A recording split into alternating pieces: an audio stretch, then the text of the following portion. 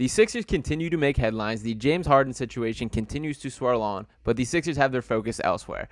Here to break it down with me, I have Ben Rogers of Raptors Digest, as the Sixers have made a move which could pay off massive dividends at the bottom half of the roster. Ben, how are we doing today? And I'm excited to break things down with you.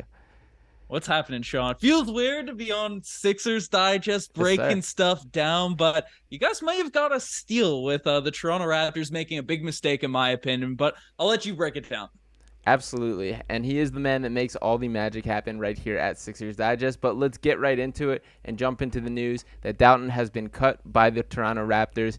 He will be headed to the G League. This comes a little bit after we had a video that he came over to the rights to the Sixers in the trade that was for Mac McClung. We all remember Mac McClung fondly from the dunk contest and all the other moments here. But there seems to be a little bit more intrigue to the NBA future of Jeff Downtin. So, Ben, I want to start things off by hitting it right to you. You seem to be a guy that is very much on the Jeff Downtin fan bus. Why are you driving that? Well, Jeff Downtin Jr., the Toronto Raptors, as I'm sure Sixers fans know, were a complete mess last season, probably celebrating our demise and things like that. But one bright spot that happened last year was the acquisition of Jeff Downtin Jr. as a two-way player. Didn't get to play a lot of games, obviously restricted as a two-way guy in terms of how many games he could play. But Raptors fans were promised that Jeff Downtin Jr. will be back next season, but after no blockbuster trades went down, a bloated roster continued heading into this year. Masai Ujiri didn't keep to his promise and ended up cutting Jeff Downtin Jr., rolling with Malachi Flynn, which has led to some frustrations amongst Toronto Raptors fans. And then you broke it down, as you said a month ago. The Sixers trade away Mac McClung's G League rights for Jeff Downtin Jr. in probably hopes of actually this happening, the Raptors not keeping him on the roster, but he's a guy that's fast, he's athletic, he can facilitate, not a bad shooter as well, despite the percentages not being that great in a low sample size. But given the question marks you guys have at the guard position now heading into this upcoming season, definitely could be an interesting fit. Yeah, absolutely. And it's interesting that all the headlines are dominated by these superstar moves, these big names, but you have to build a roster up from the ground up. And having these significant pieces at the bottom of the roster that have potential, can continue to develop, really pays dividends down the line. That's something I've really noticed within these Sixers, especially these past two off seasons since Daryl Morey has gotten here. And now with Nick Nurse here, it feels like there's a more clear vision between those two, that they have a more eye-to-eye sight for what they're looking for in players, guys that they would like to develop. I would also point out that the Sixers have also converted Javonte Smart to a two-way deal and have released Ricky Council IV. A little heartbroken about that. I am a Ricky Council IV guy. I am a fan of his game. Their goal is that he will end up on the Blue Coats, so that story is still unwinding, and we'll see how that plays out. I will be here to break that down as well, but to focus on Jeff Downtin for the day, I'll pull up his stats here, and as you mentioned, a very small sample size that you can't read into the 2.4 points per game or anything along with this. I do remember him a little bit from his days at Rhode Island. I remember watching him in college, and he was a guy that I liked seeing. He does have some athleticism. He's got a little juice to him with him, but is there anything you think, like role-wise, where you see him? He's a little bit of a kind of combo guard, a guy that can handle the ball, can play off ball. What do you kind of see as a long-term fit for him in the NBA? Well, the thing about it is he's not a young player by any means, as you sort of mentioned. He's bounced around different teams and things along those lines, had a long college career, but he's a guy that's an absolute dog out there on the defensive end, particularly. Love it. Brings a different type of energy coming into the game. It's not the 2 points per game and things like that. A lot of that was garbage minutes, deflating his averages. When he got a lot of run opportunities with the Raptors last year, he was really established himself as our number 2 option behind Fred VanVleet. Obviously, both of those guys are gone now at this point, but he's a guy that can create enough for himself, has a very kind of unorthodox floater game as well, sort of in that midi area, but can hit threes, does everything really solid, doesn't have a real flaw in terms of his game. But then if you add that, you mix that sort of just average NBA ability at the guard position, just everywhere, with an intense hustle, just an energy that can be brought off the bench, be reliable, not mess anything up, not do anything too crazy, but kind of quintessentially what you want as a backup point guard. It could be a really nice fit because, again, if James Harden decides to sit out and that production, what was he, the league leader in assists last season? Yep. You're going to need someone to come off the bench for a Tyrese Maxey and kind of create that sort of action on the bench. And are there more options for the Sixers right now at the backup point guard position that have been brought in? Yeah, absolutely. I mean, Patrick Beverley's the number one option that jumps to my mind there. And the biggest question mark surrounding these Sixers is, of course, with Tyrese Maxey. And what is his positional future? Is he a guy who can develop into a true point guard, who can run an offense and be a guy who is leading the charge, setting up, being a true playmaker? I don't know yet. Mhm. I'm not willing to count that out. That's definitely not his natural instincts as a basketball player. He's a guy that wants to put the ball in the hoop, is at his best when creating his own shot. But at the same time, with Tyrese Maxey, he's a guy that continually gets better, continually works, continues to improve, and every single question mark about him, he has answered to this point. So if the Sixers need him to be a point guard, I'm not going to say that the guy can't do it. This is the same guy that came into the NBA with the biggest question was that he was not a good enough shooter, that he was a 29% three-point shooter in college. Flash forward 2 years in the NBA, and he was the third best three-point shooter by percentage. If you ask this guy to become a playmaker, I believe he can do it. Now, one of the points that you hit on there when talking about Jeff Downtin and kind of his overall outlook, his balance, why that is very, I guess, exciting to me is I think the Sixers several times over the past couple of years have fallen victim to getting these niche types of players who fit in specific roles. Matisse Thybulle is an example of a guy that jumps to mind where it's a specific, this guy's here to defend. I see value in guys that are well-rounded, that can step in, be a little more variable in what you ask them to do, and can do different things.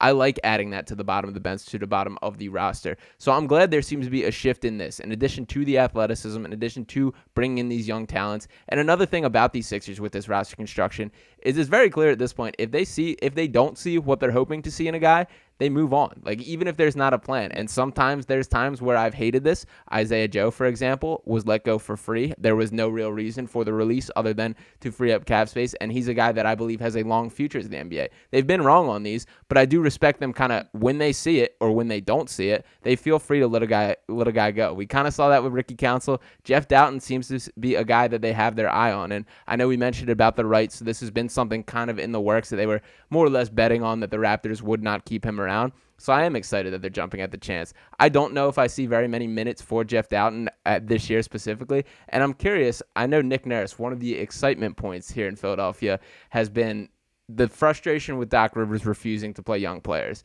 Now, I've had many Raptors people kind of tell me to pump the brakes on getting excited about that changing. I want to hit it to you, Ben. What do you think of kind of the outlook for young players? Because that was a source of frustration in Toronto as well, correct?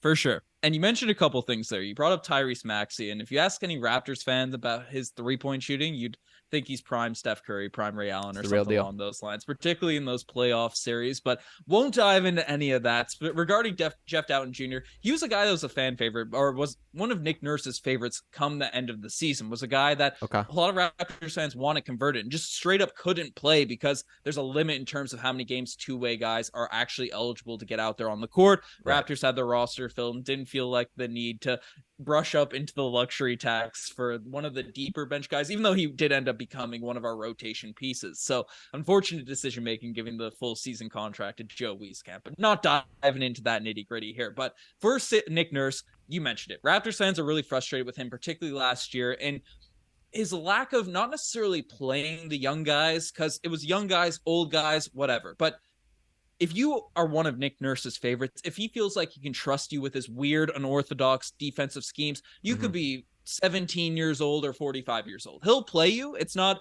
the likes of a Doc Rivers, as we've seen from the outside looking in, or Dwayne Casey in Raptors history, where it's really the young guys who don't get those opportunities. It's, you have a short leash with Nick Nurse. That's just how it goes. And then, you get put into it became, quote, the Nick Nursery if you're just not executing out there on the defensive end, right? If the rotations, they get tighter and tighter as the year goes along. And then that's kind of a concern when you have guys like Joel Embiid, even a James Harden if he's around, or a younger guy that you want to maintain his health in the future, because guys like Pascal Siakam, Fred VanVleet, good players for sure. And Pascal I'm very high on, which might frustrate some Sixers fans yelling that too loud out here on Sixers Digest, but leading the league in minutes. OG, Fred, and Pascal were all up there in the top 5, I believe, top 6 in minutes for the last couple seasons. Lowry was another guy that was kind of run to the ground with lots of minutes there. So Nick Nurse, he gives the opportunities kind of scatteredly, and if you just don't produce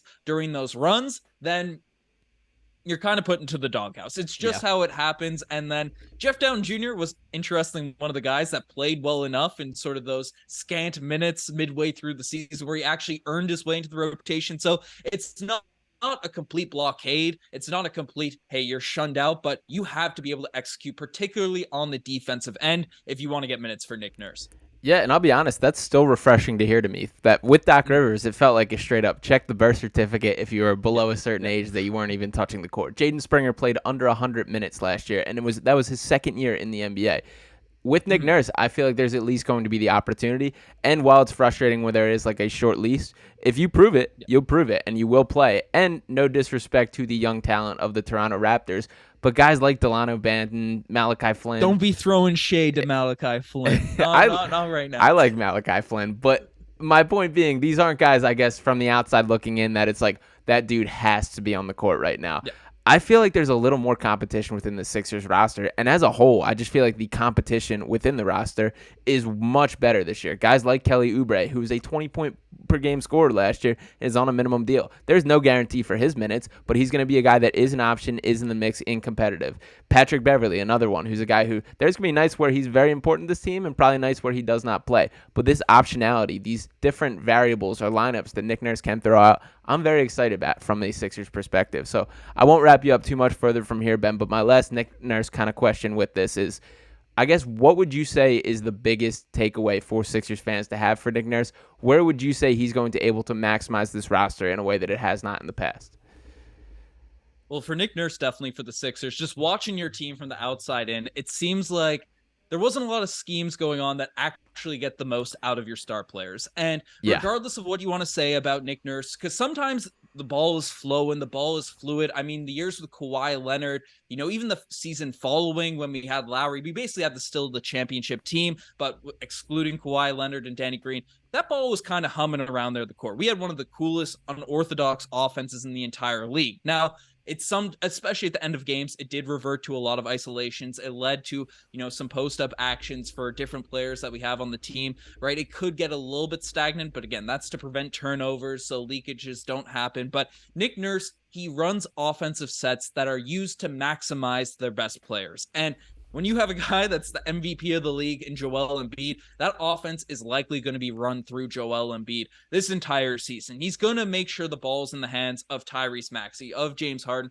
of Joel Embiid, and in the right places. So, it's not going to be necessarily Greg Popovich, San Antonio Spurs. The ball is flowing. I saw some Ted Lasso comments from Nick Nurse. I don't expect it to be, something crazy like that, but there will be schemes, there will be sets to put the best players in the best potential spots. And when you have guys that are frankly better than Fred VanVleet to close games, to, execute on offense, to sort of have the offense running through it, that's going to work a heck of a lot better, as it did when the Toronto Raptors were winning, won a championship.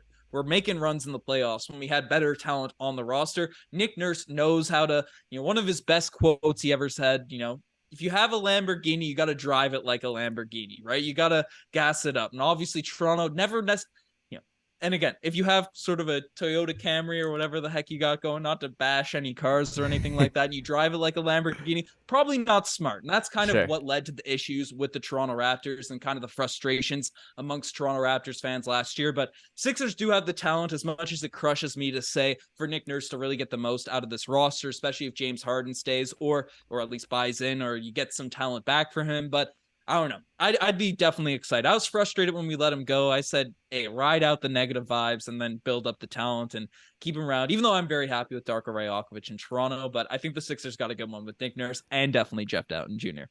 if he officially gets called up. Yeah, absolutely. Well, I'm excited to hear all of that. I do think Nick Nurse is breathing some life into this franchise again, even with the James Harden cloud hanging over things, that I am starting to buy back in and believe in this team again, which is very refreshing after the constant heartbreaks that have been the past couple of years. So, Ben, I thank you for joining, hopping on with me. Make sure to check him out. He is the guy that makes all the magic here happen here at Digest Media. He's got Raptors Digest going on. Make sure to subscribe to both of those channels. Make sure to hit that subscribe button right here on Sixers Digest. The season is right around the corner. Me and Casey will be breaking things down every step of the way, so make sure you guys are ringing that bell, not missing out on any content, and we will talk with you next time.